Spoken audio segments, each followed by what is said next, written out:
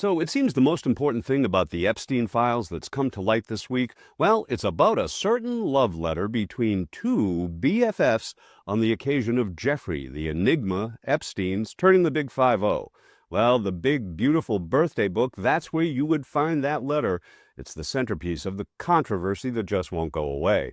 Now, last night on The Last Word, Lawrence O'Donnell, his guest, divulged a detail that had his next guest, Ro Khanna, calling it, get this. First of all, that was a bombshell revelation by Bradley Edwards. Now, before we run this amazing new twist from the Epstein survivor's attorney and show you the immediate and jaw-dropping reaction from Discharge Petition co-sponsor, Representative Ro Khanna, first, let's catch up on this evolving story. Wall Street Journal published a piece with this striking headline.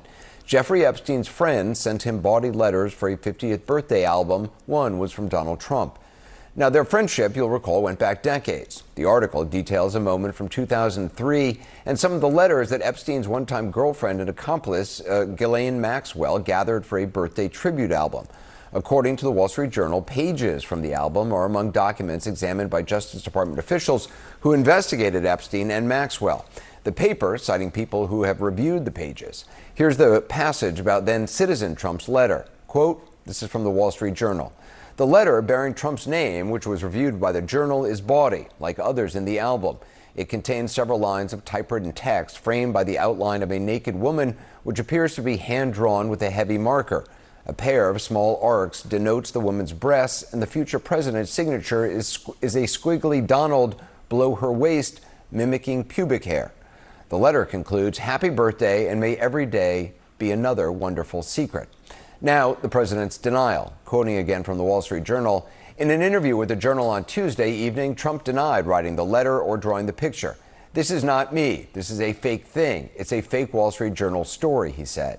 "I never wrote a picture in my life. I don't draw pictures of women," he said. "It's not my language. It's not my words." The president also threatened legal action, saying, quote, "I'm going to sue the Wall Street Journal just like I sued everyone else." Joining me now with analysis and contributor, tech journalist Kara Swisher, host of The Pivot, and on with Kara Swisher podcast. She's also the author of Burn Book, a tech love story. First of all, Kara, your reaction to this Wall Street Journal story? Well, I think it's just the beginning, actually. It's the first story. I think there's probably more to come. I think as he doesn't release this stuff, people will start giving it to reporters, things will start getting out, and none of it looks good for Trump, including this story. Even if he denies it, saying we have things in common, Jeffrey, it creates a feeling, and especially online, that it gets amplified and really weaponized in a lot of ways. So it's not going to end here until he releases these files in some substantive way, which he seems resistant to do, and could be possibly for these reasons. It looks bad for him. Hey, quick credit to my great comedian friend, Jeff Hatz, who recently posted, "I haven't heard the word body used so much since Mae West died." Bravo, Jeff. And here we are, ready to throw open the big, beautiful birthday book of surprises from last night's Last Word with Lawrence O'Donnell, Epstein victim's attorney, Brad Edwards. Oh, and especially please check out Ro Khanna's reaction to this bombshell revelation from late last night. The breaking news just minutes ago right here on MSNBC is that Jeffrey Epstein's birthday book that contains a letter that bears Donald Trump's name is in the possession of the Epstein estate in Florida, and the estate lawyers would respond to a subpoena. Congress could issue a subpoena to their attorneys at Patterson or at Troutman. Those are the two law firms. I know those attorneys. They would turn the book over immediately. Nobody would have to guess. There wouldn't need to be a lawsuit. There wouldn't have to wait to be discovery. You would immediately have the answers. You could flip to the page. Is there a letter? Is there not a letter? It's over. Joining us now is Democratic Congressman Ro Khanna of California, member of the House Oversight Committee. Congressman Khanna, you have been the driving force in the House of Representatives to get the Epstein files released to the House. Does it sound like it's time to maybe move for a subpoena to get that book? Yes, Lawrence. First of all, that was a bombshell revelation by Bradley Edwards. I appreciate your having me on to hear that. It's important what he said, that we have to center the victims in this.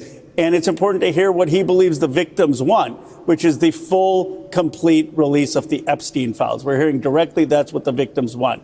Second, it is a revelation to me that he said that that birthday book is with private lawyers in the Epstein estate. As you know and reported earlier, Summer Lee showed courageous leadership today on the Oversight Committee. We subpoenaed the Epstein files, but that's a hard thing to do, to get the Department of Justice to cooperate in releasing those files. What's not hard to do is to subpoena private attorneys in a private estate and to get compliance. So I'm actually going to invite Bradley Edwards to meet with the House Oversight Committee, and I think we can easily move forward on this subpoena of that birthday book, and which could really advance this case.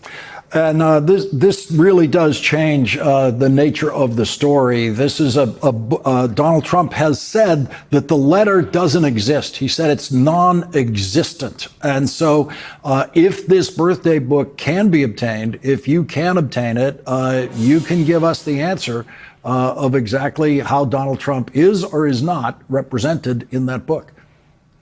Absolutely. We will know if the letter the Wall Street Journal reported on, if that is in the book or not, or if there are any other letters or correspondence of Donald Trump in the book. We also will know whether hundreds of other people who have been implicated in sex trafficking are in the book. And of course, we would take absolute care to make sure the victims are protected. But the biggest thing I heard tonight is that this is what the victims want. And this should not be a political issue. This should be an issue for justice. And I think it's really courageous that Bradley Edwards came on your program. I appreciate him doing that. And this guidance is very helpful for our committee, because we can't trust the Trump Justice Department. That is going to get slowed down. It's going to get bogged down. Even if we subpoena, they can try to defy the subpoena. I don't trust the DOJ to prosecute themselves for contempt of Congress. But what we can do through Congress is go after these Jeffrey Epstein estate. And we've seen even Republicans are willing to vote with us on that. This may be the cleanest way forward. Yeah, the cleanest way forward out of this filthy mess. Well, the victims, they want the truth revealed. The perps and their protectors, they don't. And instead, they're twisting feigned concern for the victims' exposure into kind of a sunblock of protection for the man that they would all gleefully follow into the desert. Who walked through the desert for you? Who survived the wilderness and gave the ultimate sacrifice? When things heat up, who will deliver us from temptation? Donald J. Trump. No matter how hot it gets, he's not afraid to fight for America. With conviction, discipline, and trust in God, he survived the desert.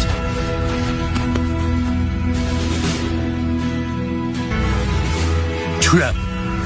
His penis is teeny tiny, but his love for us is large.